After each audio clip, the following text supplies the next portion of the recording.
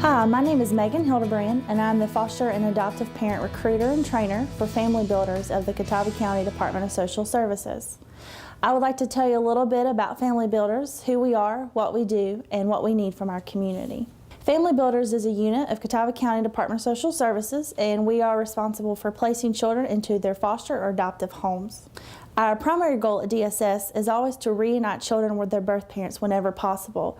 And while they're in foster care, we either place them with relatives that are appropriate or in licensed foster homes. If reunification with the birth parents is no longer possible, we try to find children stable, permanent, loving homes with either relatives that are appropriate or adoptive families. In Catawba County, there are currently 232 children in foster care.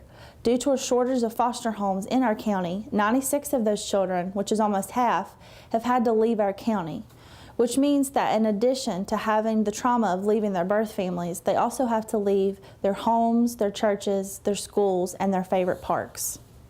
Of those 232 kids, more than 30 of them have an identified permanent plan of adoption without an identified permanent adoptive home ready for them. We need your help. Of course, we can always use more money and more volunteers, but our biggest need is for families to become foster and adoptive parents. Almost 100 children from our own community have had to move away due to lack of foster homes. This is a problem for our community because these are our children. What I would like to ask is for that each person viewing this to take a moment to seriously consider opening your heart and your home to foster or adopting a child. We don't need perfect families because there is no such thing as a perfect family. But what we do need is families and singles who can love and care for children and work in partnership with the Department of Social Services. Social workers would be there with you every step of the way, guiding you and supporting you throughout the fostering and adopting experience. Now you're going to have the opportunity to meet 3 wonderful families who have fostered and adopted through our agency. I'm Stephen. And I'm Kelly. And we've been foster parents for almost 3 years now and are looking to being able to adopt our foster son soon at the end of May. He's an awesome kid. And that's one of the best things about it is just how awesome he is. We decided to foster, I guess when we started dating, we were early on in our dating path, and it was always something that we felt like we needed to do. And I would say that I always knew this was going to be a part of my journey. Ever since I was little, there's no exact incident that led me to this. I just always knew it would be a part of my path.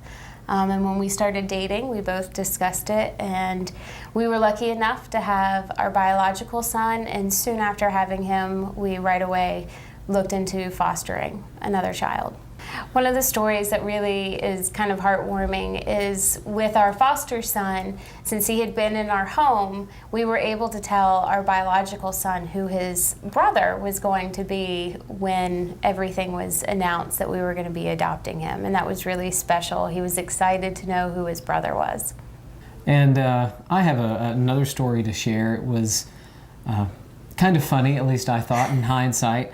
The one weekend that Kelly decides to go out of town for, I think it was a training of some sort, happened to be the weekend that I was with both boys, and a feeding tube fell out of our foster son's abdomen. It was a little frightening and a little crazy, but the best part was seeing my 3-year-old son at the time, well, 4-year-old son, I guess, running around screaming, oh goodness, it fell out, it fell out, it fell out. We have to go to the hospital right now. We ended up going to the hospital. I got all both boys in the car. We drove to the hospital, and it was turns late out at night. It was late at night. It was like 10 o'clock. Turns out though that he didn't actually need the tube anymore. He had been eating all of his food by mouth and drinking by mouth for months at this point, and it was just one of those moments where I kind of freaked out a little bit, and my son definitely flipped out. But in the end, they handled it. It was all good, and we handled it. I would say that if you're thinking about fostering, that one, these kids need you. They need role models, they need advocates, mentors for them. There's a huge need in the county. So if you're able to, it would be a great service, not only to these children, but to your community as well. And it's a great service to you. It's really a rewarding experience. The amount of love that you put into it comes back tenfold. And it's not always easy, but it's definitely worth it. We're Josh and Holly, and we've been fostering for about 5 years now, and we decided to go into fostering because we weren't able to have children of our own, and we just contacted family builders up here and started in MAPS class and started fostering, and in our home we've had 18 kids come through so far. The most rewarding aspects to us is that we get to meet a lot of new kids and everything. We get to meet a lot of new people, and then we get to take all the kids to church, which is a thing that most of them don't get to experience, you know. One of our best stories from, us fostering and, that we've adopted kids now, we got a newborn baby from the hospital. We picked her up. And, for me and Josh not being able to have kids, it was a great experience getting to pick up a baby at the hospital. And which Josh was very nervous about it, having a tiny little baby. But we brought this baby home, and we had her for 6 months. And her grandma and her aunt was able to get her back. So she left us after 6 months and lived with her grandma and aunt for a month. And then Josh was kind of depressed, feeling depressed because this baby just really had a special place in his heart. And we got a call from the grandma and the aunt saying, some things had come up, in their family, and they wasn't going to be able to take care of her. So, needless to say, God answered a prayer for me and Josh that day. We got her back. Sweet little girl.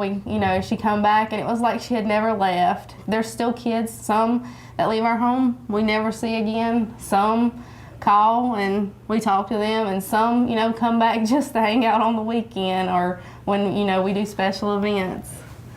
And so it's been good, and if there's if you have a place in your home and in your heart, it's well worth taking in the kids because they'll leave special footprints through your home. You'll remember forever. I'm Ashley. And I'm Rodney.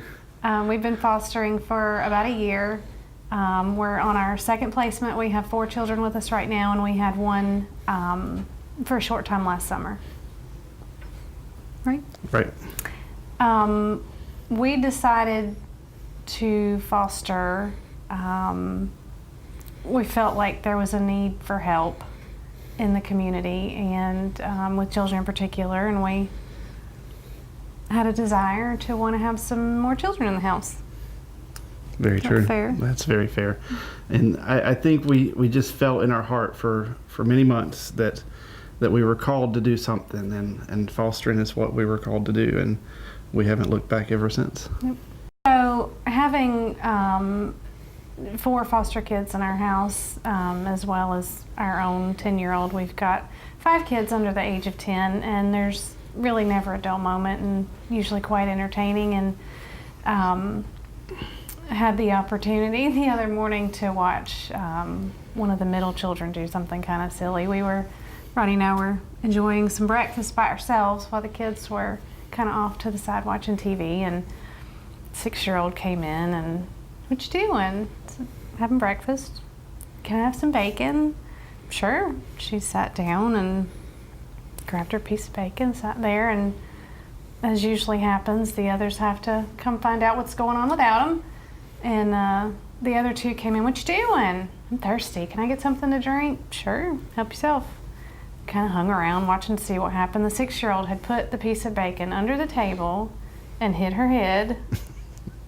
And as soon as they left, she looked up and she just kept eating her bacon, and she looked over and grinned at us. I had forewarned her not to advertise that she had a piece of bacon to begin with, and she did. She kept it a secret, and it was funny. It was pretty funny. It was funny.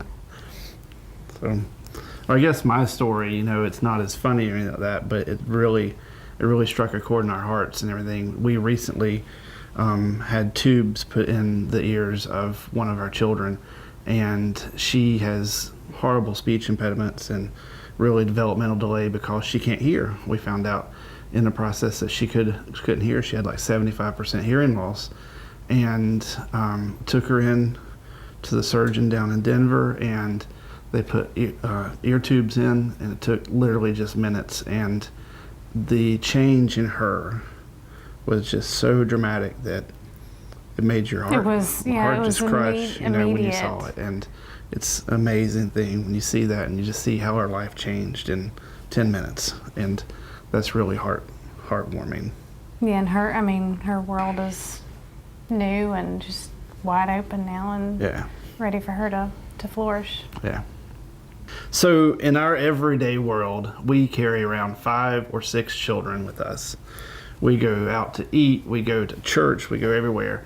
And it's amazing the number of people that we run into that have been touched somehow by foster care or adoption. And if it's ever been in your heart and your family, we ask you just follow it and see where it leads you.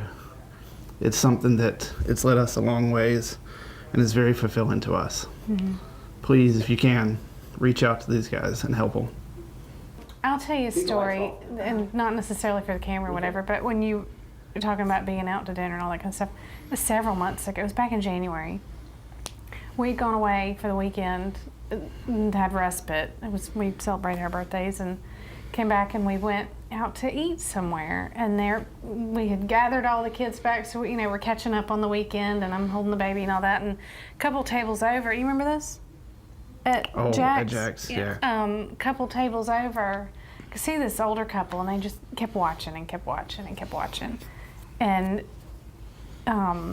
he took the baby, and because Alex had been flirting, he'd just been charming this woman, and she was cooing at him and all that. He went over and talked to him, and then our dinner came, and he came back, and a few minutes later, we had a young waitress, I think it was, and she came over and she said, "That man over there said that he had made me give him your bill." And I said, "You can't do that." And he says, "Oh yes, I can." And just in a minute or so of talking to him, found out he had 2 grandkids that were like 18 months old that were in foster care right now, or at the time. And he paid for our dinner, and he left in tears. And it was, I don't know, it just... He turned the light off. He turned the light off, but he left it running, did you? That's whatever. But you don't, and when you say you foster or whatever, oh yeah, I know so-and-so does, or my such and such used to, or it's out there a lot more than you think it is, and there's a lot of people involved in it. That's very true. But it takes that many. If you are interested, we have an information meeting on the second Tuesday of every month at 6 p.m. at our Family Services Center.